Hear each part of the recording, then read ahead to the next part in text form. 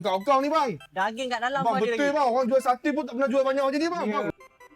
Bang betul jual kuih tiaw dulu ni bang. Ya bang, saya bang. Best sekarang makan sate pula ni bang. Saya cover dua kerja. Oh, dah kerja. Ni sate apa yang ada kat sini bang? Kita ada sate ayam, sate daging bang. Oh, mantap bang. Sehari dapat jual berapa banyak ni bang? Oi, kau ni kenapa ni? Okey. Kita sehari boleh pergi 1,000 ke 1,500. Ui, power bang. Sate ayam dengan daging je bang. Awak tak buat sate lain bang? Kambing ke? Sate anak ke?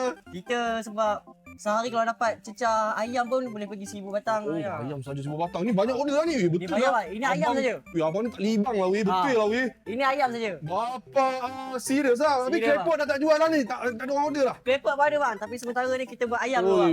Kau Daging. bang. Kau ni bang. Daging kat dalam Bang pun ada betul lagi. bang. Orang jual sate pun tak pernah jual banyak macam ni bang. Ya. Bang lain macam apa sebatang jual berapa ringgit bang? Kita sebatang kita jual RM2 je bang. Ayam dengan Apa daging. bang? Mahal je bang. Betul pergi haji balik hari ni bang. Bang, sate kita bang. Isi ada.